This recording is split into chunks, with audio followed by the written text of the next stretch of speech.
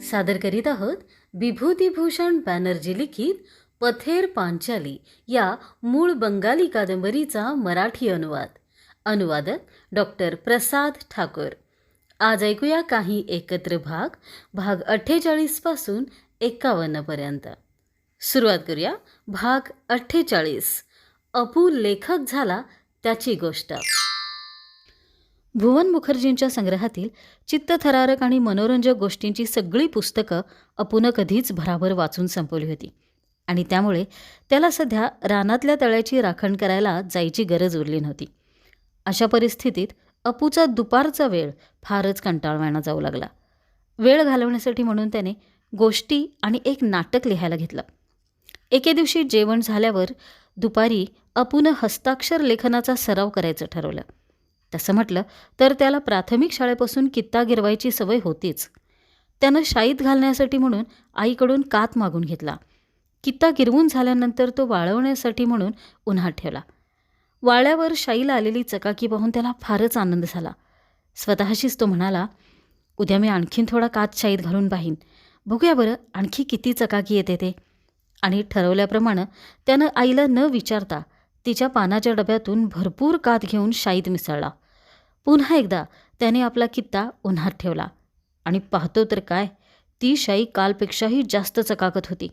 तेव्हापासून तो आईच्या पानाच्या डब्यावर सारखा डल्ला मारू लागला. पण एके दिवशी आईनं त्याला कात चोरताना पकडलंच. ती म्हणाली, रोज रोज एवढा कात घेऊन जाऊन काय करतोस रे तू? लिहायला कुठे एवढा कात लागतोय? ठेव बरं तो. रंगी हात पकडला गेल्यामुळं अपूनं मुकाट्यानं कात ठेवला. परंतु तरीही आपलं म्हणणं पुढं रेटत तो म्हणाला, अगं आई, कात घातल्याशिवाय शाई तयार करता येत नाही. पण अपूची कान उघाडणी करत सर्वजया म्हणाली, हो तर, गावातली इतर मुलं जशी लिहितच नाहीत आणि कात काय त्यांच्या घरी शेरान आणतात की काय? एके दिवशी रानुदीनं त्याला विचारलं, काय रे अपू, तुझ्या आता वहीत तू काय लिहित असतोस? अपूनं तिच्याकडे आश्चर्यानं पाहिलं. कुठली वही? जणू अपूलाच प्रश्न पडला होता. त्या दिवशी दुपारी मी तुमच्या घरी आले होते की नाही, तू कुठेतरी गेला होतास बघ, तेव्हा मी थोडा वेळ तुझ्या आईशी बोलत थांबले होते. तिनं तुला सांगितलं नाही होय? त्याचवेळी तुझ्या त्या लाल वहीत तू काहीतरी लिहिलेलं आहेस हे मी पाहिलं. त्यात माझंही नाव आहे. आणखी कोणीतरी देवी सिन्हा म्हणून. अपू थोडा ओशाळला आणि म्हणाला, ते होय, ती अशीच एक गोष्ट आहे. हो, पण ती आहे तरी कशाबद्दल? मला जरूर वाचून दाखव हां. दुसऱ्या दिवशी रानूनं त्याला एक छानशी छोटी वही आणून दिली आणि ती म्हणाली, घे, या वहीत मला एक छानशी गोष्ट लिहून दे.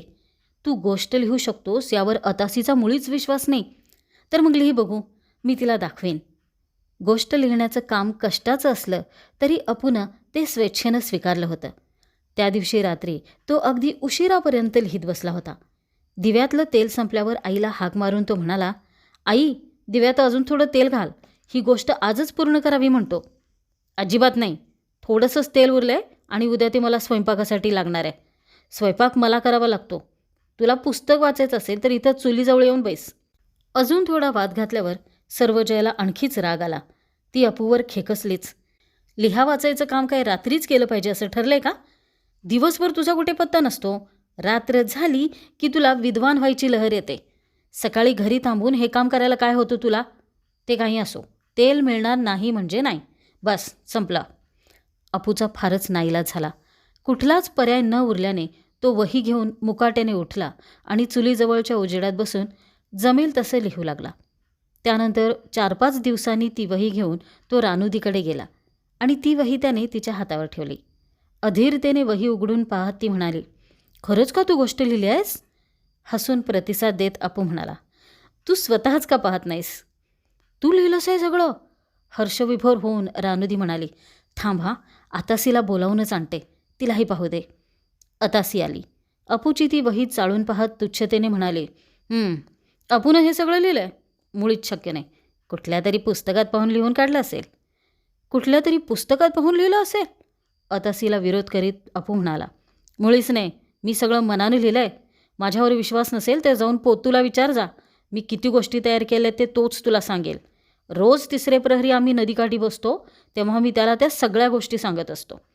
रानू म्हणाली, नाही ग तासी, तुझं हे म्हणणं चुकीचं आहे. ही गोष्ट त्यानेच लिहिली आहे. मला अगदी खात्रीच वाटते. तो आणखी बरंच काही लिहित असतो. एकदा तर त्याने जत्रेत सादर करायचं नाटकसुद्धा लिहिलं होतं. त्याने ते मला वाचून दाखवलं होतं म्हणून मला माहिती आहे.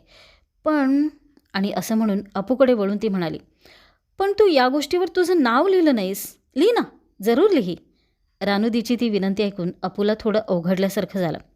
आपली बाजू स्पष्ट करीत तो म्हणाला, पण अजून ती गोष्ट पूर्ण व्हायची आहे.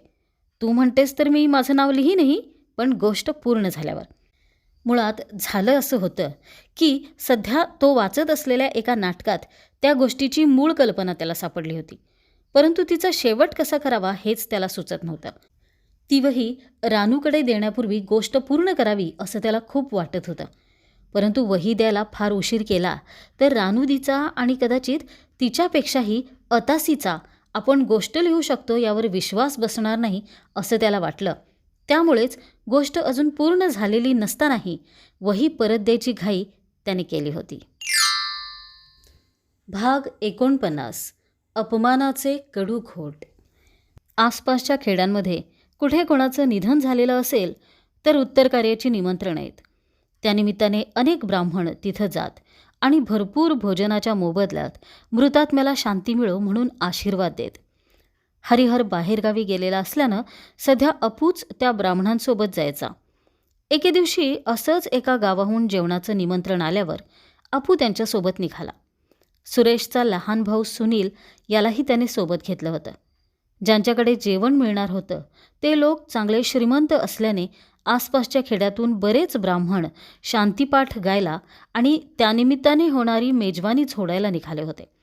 रस्त्याने ब्राह्मणांची गर्दीच उसळली होती म्हणा. याखेरीज प्रत्येकाने आपल्यासोबत आणखी 5-6 तरी पोरं घेतलेली होती.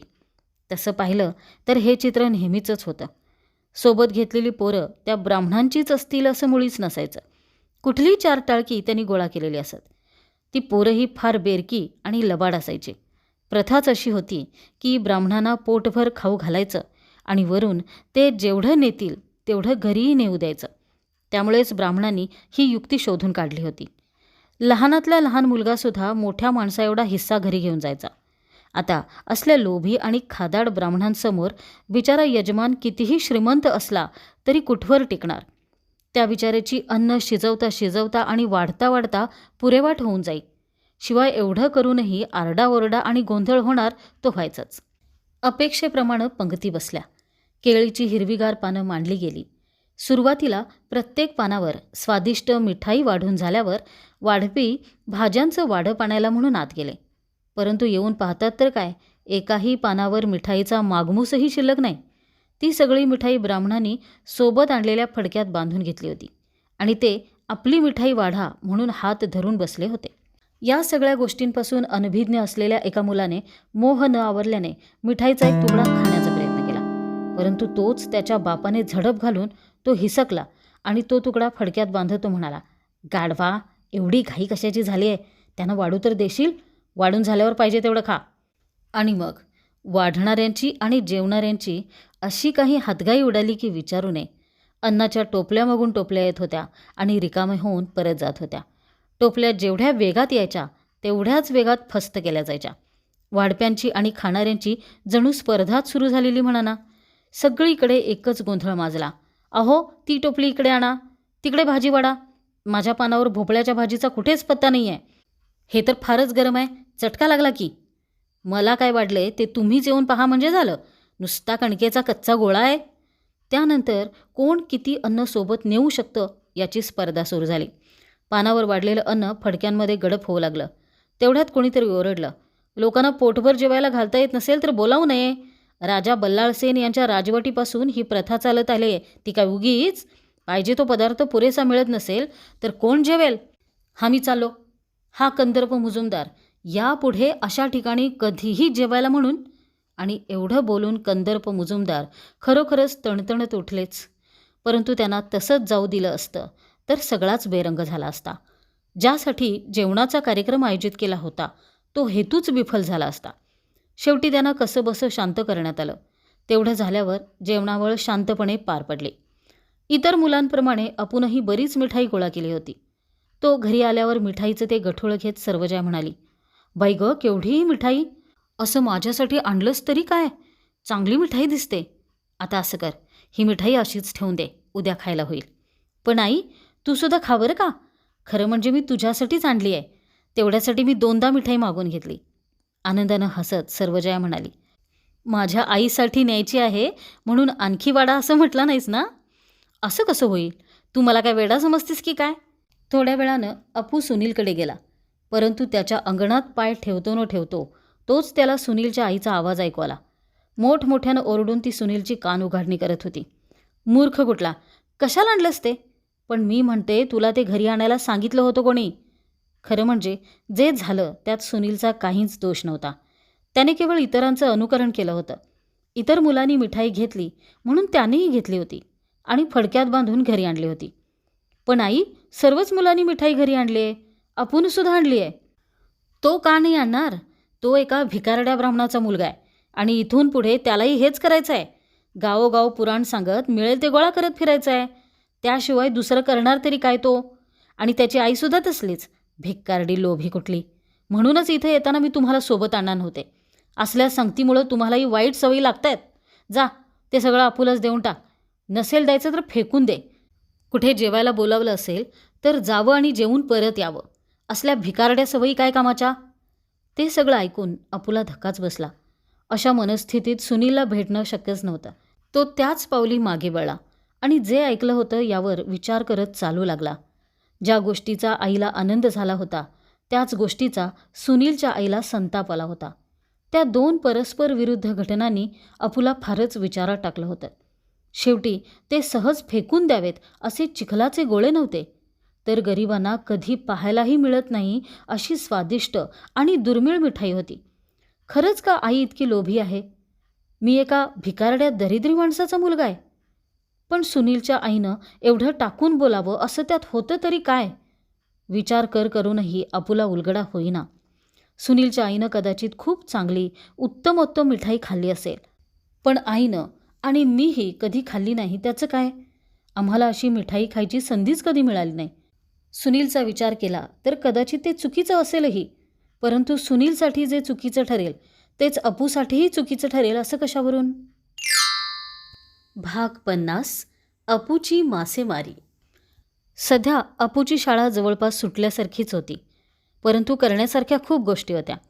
सर्वात महत्त्वाची गोष्ट म्हणजे मासेमारी. तो सतूऐवजी तळं राखायला जायचा तेव्हापासूनच त्याला मासेमारीची गोडी लागली होती. शिवाय त्यासाठी किती संयम पाळावा लागतो हेही तो चांगलं शिकला होता. पोतू, हो तोच पोतू, त्या दिवशी कवड्या खेळताना ज्याला कोळ्यांच्या पोरांनी मारलं होतं तो सध्या अपूचा जिवलग मित्र झाला होता. मासे कुठे सापडतात ती जागा अपूला चांगली माहीत होती. सोनगंगेच्या कुरणातून वाहत आलेला कालवा इच्छामतीला येऊन मिळतो तिथं जवळच ती जागा होती. जागा खरोखरच फार छान होती. तिथं फारसं कोणी येत जात नसे. शिवाय ती जागा अत्यंत निसर्गरम्य होती. अपू कधीकधी पुस्तक सोबत घेऊनच तिथं जायचा. एकदा सुरेशच्या कृपेनं त्याला एक सचित्र पुस्तक मिळालं. खरं म्हणजे ते प्राथमिक वर्गातलं इंग्रजीचं पाठ्यपुस्तक होतं. अर्थ स्पष्टीकरणासाठी परिशिष्टात बंगाली भाषेतील नोंदी दिलेल्या होत्या. अपूला इंग्रजी येत नव्हतं, त्यामुळं तो आधी बंगाली नोंदीमध्ये दिलेल्या गोष्टी वाचायचा आणि त्यानंतर चित्रांसाठी म्हणून इंग्रजी धडे पाहायचा. परदेशाविषयीच्या, विशेषतः थोर विभूतींच्या गोष्टी त्याला फार आवडायच्या आणि ते पुस्तक तर अशाच गोष्टींनी भरलेलं होतं. हिमवादळात सापडून वाट चुकलेल्या एका धाडसी गिर्यारोहकाची गोष्ट त्यात होती.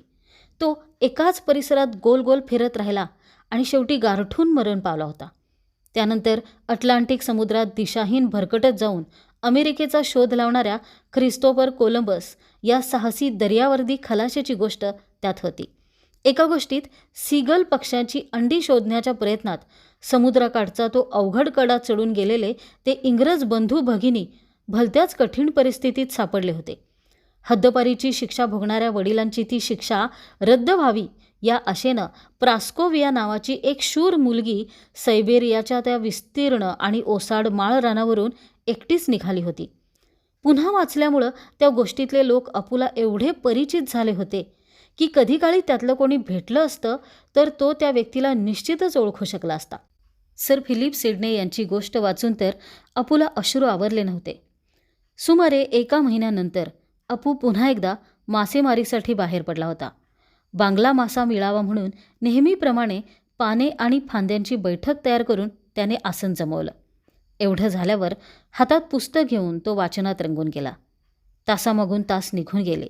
नदीकाठ आणि नदीकाठच्या शेतामधून सर्वत्र जणू शांतता अवतरली होती.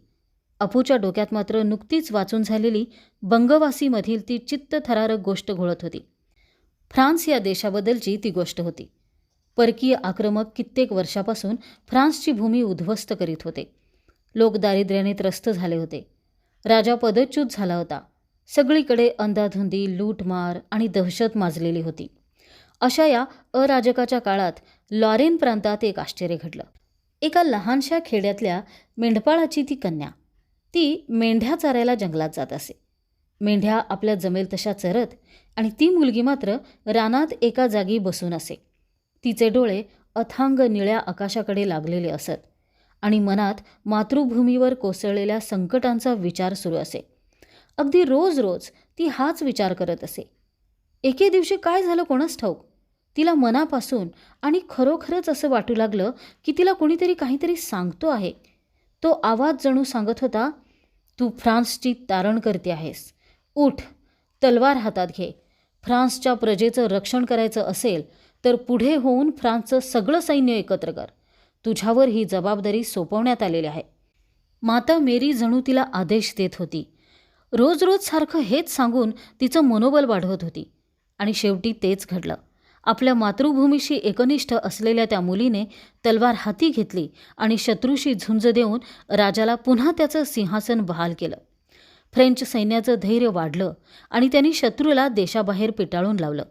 परंतु दुर्दैव असं की काही कृतघ्न आणि अडाणी लोकांनी ती एक चेटकीण असल्याचा आरोप ठेवून तिला वधस्तंभाला बांधून जाळून मारलं. संध्याकाळच्या त्या शांत वेळी नदीकाठी बसून अपू भारावल्या मनानं आपण जे वाचलं त्यावर मनन करू लागला. तिचं ते असामान्य धैर्य, युद्धभूमीवर तिनं मिळवलेला विजय आणि त्या पाठोपाठ तिचा झालेला मृत्यू.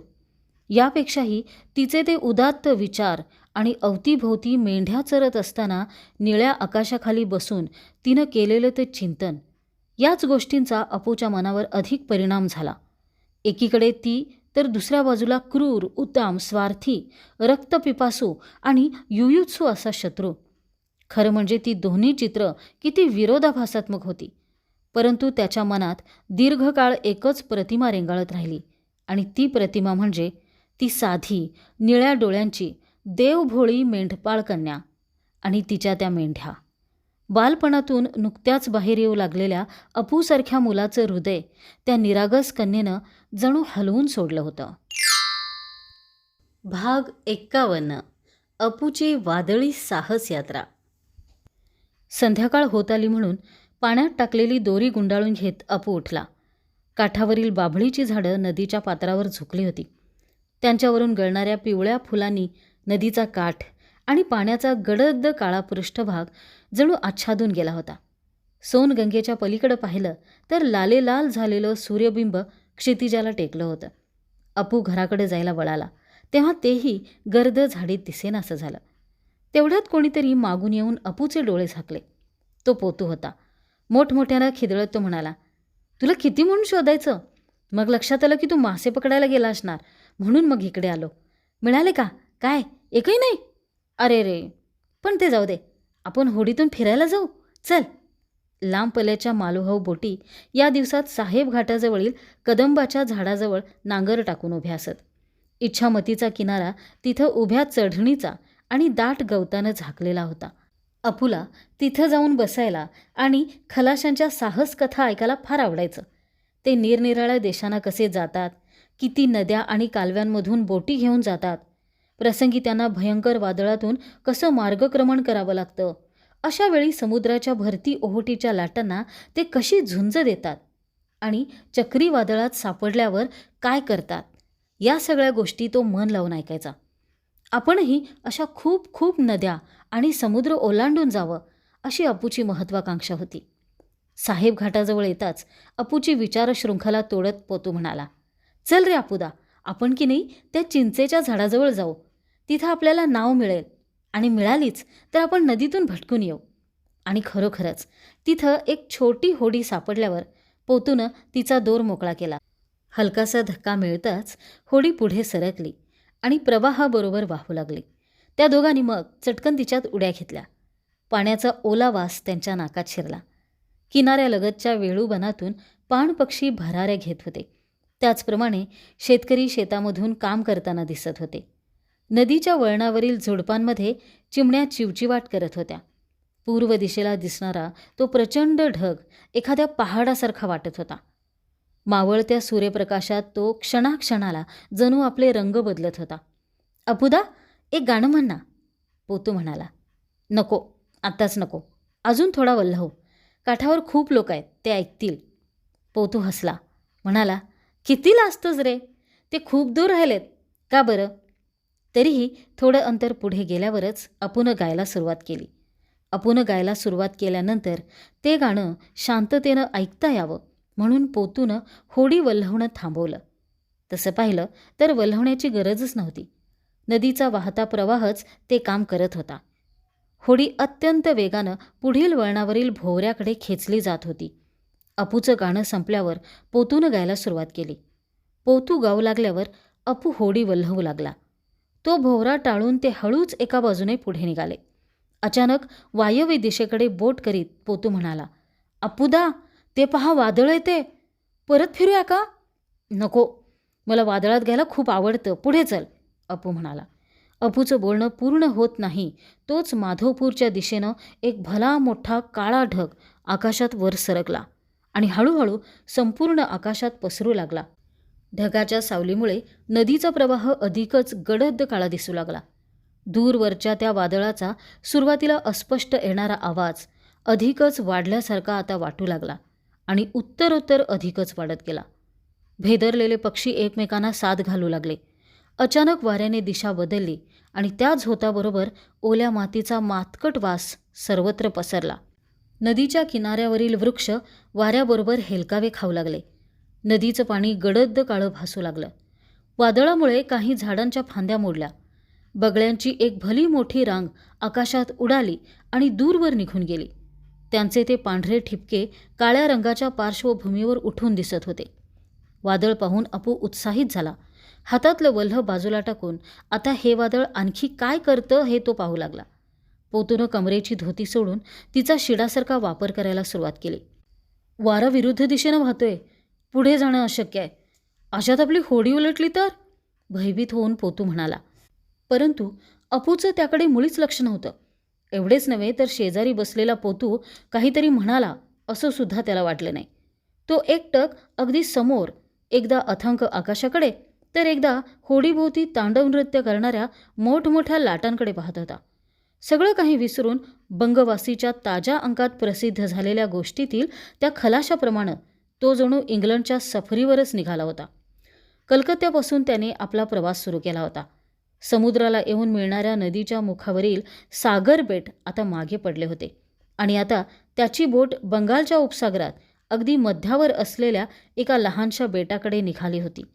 दूरवर सिलोन बेटावरील नारळाची गर्द हिरवी झाडी इथूनही स्पष्ट दिसत होती आणि क्षितिजाच्या कडेला असलेल्या त्या अनोख्या स्वप्नभूमीवरील निळसर पर्वतरांगा सूर्यास्ताच्या उन्हात तांबूस दिसत होत्या.